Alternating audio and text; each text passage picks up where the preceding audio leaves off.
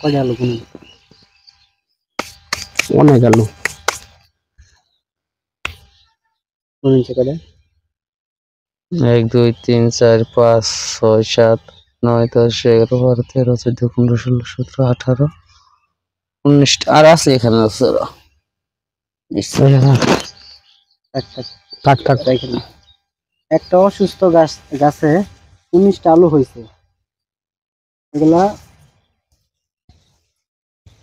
অনেক বড় হবে এবং কি এখান থেকে আরো হতে পারে না যদি গাছটা সুস্থ থাকতো ছোট ছোট যে টিউবগুলো আছে অনেক টিউব আছে আলুর হ্যাঁ আছে এগুলো আরো হইতো তাহলে আসলে মাটির নিচের যে ফসলগুলা হয় আর কি এগুলো আসলে খুবই আশ্চর্যজনক হিসেবে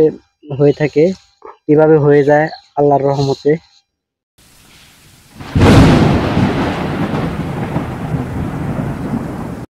আসসালামু আলাইকুম ওয়ালাইকুম আসসালাম রাহমাতুল্লাহি ওয়া বারাকাতুহু ভাইয়া ভালো আছেন আলহামদুলিল্লাহ ভালো আছেন আমি ভালো আছি আমি মোহাম্মদ সোহেল রানা ইনশাআল্লাহ আছি বায়ার ক্রপ সায়েন্সে ভাই আপনার নামটা কি আমার নাম মোহাম্মদ মনিরুজ্জামান না ভাই তাহলে মনির ভাই আলুটুকু করছেন না হ্যাঁ হ্যাঁ ব্যাপক ভালো গাছ সুন্দর গাছ দেখা যাচ্ছে তাহলে ভাই আপনার এলাকার নামটা কি নাম হইলো দুলমাগ হ্যাঁ আপনি কতটুকু আলু লাগাইছেন আমার আলু জমি হইলো 56 শতক জমি আর কি 56% হ্যাঁ আচ্ছা এটা কি জাত লাগাইছেন ভাই এটা হলো ব্রাকের জাত ব্রাকের হ্যাঁ ও আচ্ছা ব্রাকের জাত লাগাইছেন জি মানে শুরু থেকে পরিচর্যাটা কিভাবে করছেন এটা তো আসলে আমি আমার এক বন্ধু থাকে আপনার ওই মুন্সিগঞ্জে আমি ওর থেকে একটু পরামর্শ নিয়েছিলাম ওইদিকে তো আলু চাষ হয় আমাদের দেশে গুলি আলু চাষটা হয় না আর কি না হয় আর কি এরকমই কম হয় কিন্তু আমি ওর পরামর্শ নেয়া আমি আবার বুনছি ও আমার পরামর্শ দিছে তাছাড়া আবার আমার এই যে বন্ধু রুবেল সার বিশ্বের দোকানদার ও আবার ওর পরামর্শটাই আর কি আসলে বেশি রুবেলের পরামর্শ সবচেয়ে বেশি কিন্তু তারপরেও আমারও কিছু মেধা দিয়ে আর কি কাজ লাগাইছি এটা আর কি এইভাবে হয়েছে পরে প্রথমত আমি আলুটা জমিটা ভালোভাবে চাষ করছি ভালোভাবে চাষ করার পরে আপনার ওই সার দিছি আপনার ওই পটাশ দিছি তারপরে বাংলা টিএসপি দিছি এরকম আর কি ইউরিয়া দিছি হ্যাঁ হ্যাঁ বোরনটা দিছি আর কি আর দেওয়ার পরে আমি ভালোভাবে আবারই মাটিটা চাষ করাইছি চাষ করার পরে এটা এই পাও দিয়ে আগে দাগ টানছি দাগটাই না তারপরে কোদাল দিয়ে মাটিটা আলুটা বসাইছি বসাইয়া কোদাল দিয়ে 2 সাইড থেকে মাটিটা উঠাই দিছি মাটি উঠাই দেওয়ার 1 সপ্তাহ পরে ওই আলুটা গজাই গেছে মাটিতে রস ছিল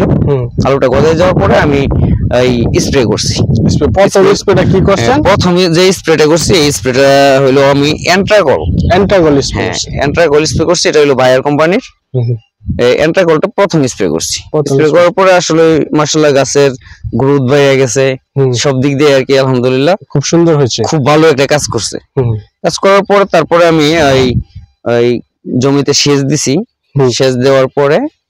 আপনার এই আরো আর কি গাছের গ্রোথ তারপরে সব দিক দিয়ে আর কি আলহামদুলিল্লাহ এখানে প্রশ্ন হলো আমার যে আপনি যে মাটিটা দিবেন আলুর কতদিন বয়সে মাটিটা তুলছেন এই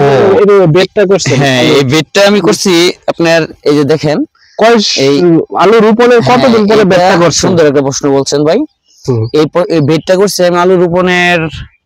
25 দিন পর 25 দিন সপ্তাহের ভিতরে আপনি বেডটা করে ফেলছেন তাই তো মানে আলু রোপণ থেকে 3 সপ্তাহ পরে আপনার আলুটা মধ্যে দুইবার মাটি দিতে হয় দুইবার মাটি দিতে হয় আর কি মাটিটা যাতে দেখেন এই যে আলু মাটিটা দেখেন একদম কলি একদম নরম মাটি চিনি মাটির মতো একদম নরম মাটিটা আপনি ঝুরঝুরে রাখতে হয় ঝুরঝুরে রাখলে মাটিটাতে আর কি আলুটা বৃদ্ধি পায় আর কি বড় সাইজে একটু বড় হয় আলুর জমিনে বর্তমান বয়সটা কতদিন হতে পারে আমার এই জমিনের বয়স আজকে তো ওই যে আমার আঙ্কেল তো আছে আমার আঙ্কেল করি সবকিছু দেখাশোনা করে আচ্ছা বয়সটা কতদিন বিশেষ করে আলু রোপণ আসলে অল্প দিনের সময়ের ফসল আমরা জানি যা প্রত্যেক কৃষকের একটা আনন্দ লাগে মানে ফসল ভালো হলে আনন্দ লাগে এটাই অল্প দিনের ফসল বলতে শৌখিন ফসল পরিচর্যা দেখাশোনা সবকিছু মিলে আর কি থাকতে হয় আলটিমেটলি তাই আমরা নভেম্বরের প্রথম সপ্তাহে মনে করেন জমিটা সুন্দরভাবে চাষ করে নিয়েছি। চাষ করে। তারপরে নভেম্বরের 10 তারিখ অথবা 9 তারিখের মধ্যে আমরা রোপণ শুরু করে দিচ্ছি। নভেম্বর গেছে ডিসেম্বর গেছে, অর্থাৎ আমাদের 2 মাস 60 দিন ধরেন, 60-65 দিন বয়স এখন হয়ে গেছে আর কি, হয়ে গেছে। এরকম কি আর কি, আর কিছুদিন সময় আছে, তারপরে আমরা আলু তুলবো। তাহলে আমরা একটু দেখতে পারি আলুটা কি রকম। হ্যাঁ হ্যাঁ অবশ্যই আঙ্কেল, আপনি এক কাজ করেন, একটা গাছ ওনাদেরকে এই যে এক সাইড দিয়া একটু দেখান তো আপনার আলুটা কেমন হয়েছে। হ্যাঁ হ্যাঁ আলুটা কেমন হয়েছে এটা একটু, হ্যাঁ না একটু দেখি আলুটা আসলে, গাছ তো দেখলাম, গাছ মাশাআল্লাহ অনেক সুন্দর। তাহলে আমি দেখি আলুটা আসলে হয়েছে কিরকম। আলুটা হয়েছে মাশাআল্লাহ মোটামুটি ভালো হয়েছে। কোন গাছ খুঁজছে এই দিকে,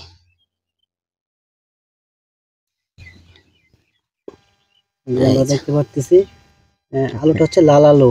হ্যাঁ লাল লাল টকটকে ব্রাকেট, লালটা একটু লাল ব্রাকে আলুটা, জি আলুটা খুব ভালো হয়েছে।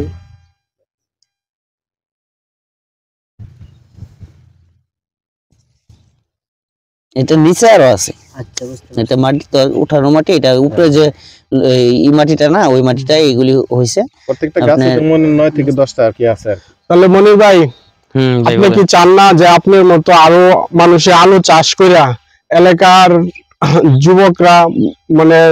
আলু চাষ করে লাভবান হোক? এটা তো আপনার চান নাকি? হ্যাঁ অবশ্যই, সে উৎসাহ না কেন, এটা তো চাষ করতে চায়। আমি বলি হ্যাঁ আলু আসলে লাভবান একটা ফসল, অল্প দিনের